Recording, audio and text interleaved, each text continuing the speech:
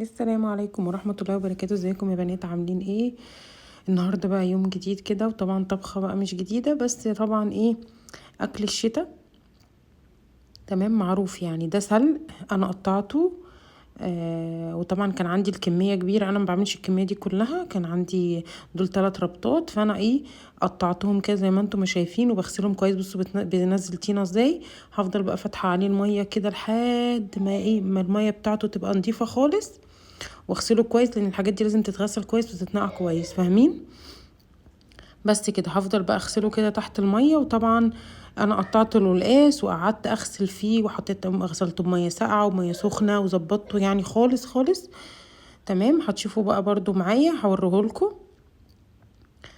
بس كده، وهسيب الميه بقى تحت عليه كده. بصوا بقى، انا بعمل القلقاس بطريقه غير، يعني دي طريقه مامتي اللي انا متعلماها منها، واسهل طريقه للقلقاس يعني. تمام، طبعا غسلت السلق كويس وحطيت له شويه ميه، وهسيبه على النار. مش يتسلق يعني اديله بس سلقه بسيطه كده، غلوتين وخلاص، فاهمين؟ بس هسيبه بقى على النار كده. هنا بصوا كان غلي. هاخده بقى طبعا اصفيه. تمام، وهضرب نصه في الخلاط بشويه ميه تانية، مش الميه بتاعته دي هصفيها منه خالص، مش هاخدها، فاهمين؟ بس كده. طبعا هاخد منه نصه واحطه في الخلاط او الكبه. تمام، هضربه بميه ساقعه عادي خالص. تمام، وهكب الميه دي، وهغسل السلق اللي انا طبعا هشيل نصه في الفريزر، عشان طبعا لما اجي اعمل بنفس اجي اعمل القلقاس، فاهمين؟ الباقي يعني وبميه ساقعه. تمام، عشان يفضل اخضر زي ما هو كده. تمام، هشيله زي ما هو، واطلعه من الفريزر، هضربه في الخلاط على طول، هيبقى اخضر خالص واكنك جايباه لسه طازه، فاهمين؟ وبرضو دي طريقه مامتي يعني لتجفيف الحاجات، يعني القلقاس وكده. تمام، بس كده هضرب ده في الخلاط بقى عادي خالص بميه ساقعه اهو زي ما انتم شايفين كده. بس كده، وهشيله على جنب. هاجي بقى للي انا غسلته وصفيته، هحطه في كيسه. تمام، انا طبعا كانت القلقاس كان كتير، فانا قسمته 2، عملت نصه زي ما انتم شايفين. انا بعمل كميات يعني قليله مش كتير. تمام اهو، بصوا زي ما انتم شايفينه كده، بطلعه من الفريزر على طول على الخلاط او الكبه، ايا كان بقى بتضربيه بايه. تمام، واضربه بشويه ميه، وبيكون بصوا اخضر خالص، يعني كأنكم لسه جايبينه حالا. بصوا بقى طبعا ب... يعني بقفل الكيس كده كويس زي ما انتم شايفين كده اهو، عشان ما ياخدش طبعا مساحه كمان في الفريزر. تمام اهو، على قد الاكله بالظبط. تمام، معايا بقى الكزبره. طبعا انا مقشره راس توم كبيره، هاخد بقى شويه كزبره خضراء. تمام، يعني عشان طبعا ايه باخد الورق طبعا عشان خاطر الكميه كبيره، فانا ايه مش كميه الكزبره كتيره، فانا هاخد ايه يعني حبه يا دوبك ايه اللي هم يعملوا لي. هغسل. تمام، هغسل دول في الميه. تمام، وهرجع بقى ايه اقطع باقي الكزبره دي. تمام تمام، طبعا عشان انتوا عارفين الخضره ملهاش روح. تمام، فهقطعها واغسلها برضو دي، وهشيلها في الفريزر. هحتاجها برضو لما اجي اعمل قلقاس، او طبعا اعمل اي حاجة تانية محتاجة كزبرة ناشفة، فاهمين؟ كزبرة خضرا، فاهمين؟ هضربهم بقى كده في الكبة عشان اعمل الطشة بتاعة القلقاس. هضربها بقى كده في الكبة زي ما انتم ما شايفين، وهغسل بقى الكمية التانية. هحطها في المصفى طبعا واغسلها اهو. بصوا بقى، انا هلاقي كمية ال يعني الثوم والكزبره كتير، كميه كبيره، فهشيل منهم في الفريزر برضو حبه للقلقاس اللي انا هعمله مره تانية، فاهمين ازاي؟ تمام، هوريها لكم برضو دلوقتي. تمام، برضو وهشيل الكزبره برضو دي في الفريزر. اي اكل انت محتاجه، اي خضار وراكي طبعا هيقعد معاكي وقت طويل، طبعا مش هتحتاجيه دلوقتي، بتحطيه في الفريزر بتطلعيه ساعه الاكل بالظبط، يعني بتطلعيه من الفريزر على طول. لو هتعملي محشي، لو هتعملي حاجه بالكزبره، لو هتعملي طبعا برضو البقدونس نفس الوضع.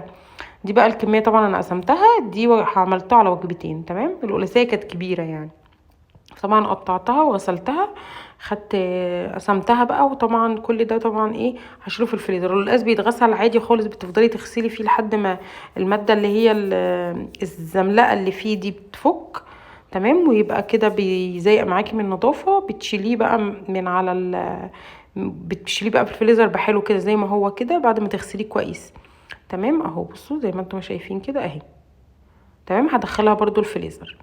هنا معايا بقى على النار حله، طبعا هقطع فيها بصل واحط ورق لوري. طبعا دي الشوربه بقى، اي منكهات انت حابه تحطي فيها الشوربه تسلقي فيها الفراخ براحتك، وانا طبعا بحب القلقاس بشوربه الفراخ مش باللحمه، فاهمين؟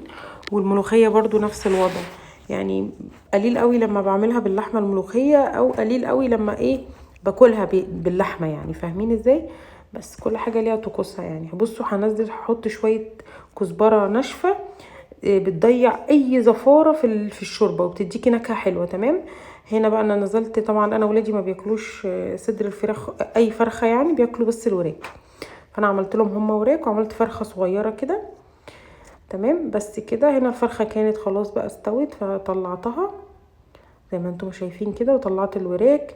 وهنزل بقى طبعا الشوربه بتاعتي مملحاها وحاطه فلفل اسود وحاطه كل حاجه ممكن تتخيليها. هنزل بقى بكميه القلقاس زي ما انتم شايفين كده، وهديله تقليبه وهسيبه لحد ما يستوي، يعني يطرى القلقاس. تمام. وبدوق الشوربه كده اشوفها محتاجه اي حاجه، بس خلاص كده خلصنا. تمام. هنا بقى طبعا شويه الكزبره اللي انا قلت لكم عليها، كانوا كميه كبيره زي ما انتم شايفين كده، كميه كبيره، راس توم كبيره وحطيت عليها الكزبره. تمام. فانا طبعا كميه كبيره قوي، وطبعا كل حاجه بتزيد عن حدها بتتقلب ضدها، فما بتبقاش يعني ممكن ما يبقاش الاكل حلو وتمرر الاكل، فاهمين؟ فانا طبعا قسمتها نصين، نص هشيله في الفريزر. هنا وقع مني الغطا. تمام. جزء هشيله في الفريزر وجزء هعمله عشان انا بحب احط مع القلقاس حته نيه كده بعد ما يستوي. تمام اهي. بصوا بشيل حته كمان منه اهو، هشيله كده زي ما انتم شايفين. طبعا بصوا عادي يعني، انا لقيتها كميه كبيره فانا رحت قسمتها يعني وشلتها، انما انا لو الكميه عادي هعمله طازه يعني، ما انا كده كده عندي كزبره شايلها في الفريزر عادي. تمام. بس انا لقيت الكميه كبيره فعادي شلتها يعني، مش هنخسر حاجه يعني. تمام. هنعمل بقى شويه رز ابيض طبعا، والقاس رز ابيض جنبه، وفراخ متحمره في الزيت بملح وفلفل اسود. تمام. دي الطقوس بتاعه القلقاس طبعا. واكل الشتاء، انا عامه بحب القلقاس في الشتاء، بيدفي. بحب اكله من غير اي حاجه خالص يعني، من غير رز، من غير عيش، من غير اي حاجه. هو بحب اكل القلقاس كده يعني، الشوربه بتاعته والقلقاس نفسه بس. مش بحب بقى اي حاجه تانية. طبعا بنفضل بقى نقلب في الرز كده شويه. طبعا الرز انا بعمله بميه مش بعمله بشوربه، بحس ان الشوربه تقيله يعني، فبغلي ميه عادي في الكتل بحطها على الرز طبعا بعد ما اشوحه، وهنزل بالملح وهديله بقى تقليبه كده. خلصنا الرز خلاص كده. تمام كده. الميه مظبوطه هغطي بقى عليه. وهنا كان القلقاس استوى. بصوا بقى هنزل بقى كده بالسلق، وباخد شويه شوربه كده، باخد طبعا الحبه اللي جوه الخلاط. بصوا اخضر ازاي، هوريهولكوا اخضر خالص. طبعا بقى بدل ما ان في ناس ما بتحبش تعمل قلقاس بسبب الغلبه بتاعه، هنزل بقى بحته التومه بالكزبره كده زي ما انتم شايفين. وطبعا هاخد برضو اللي في قلبها، مش هسيب حاجه. تمام.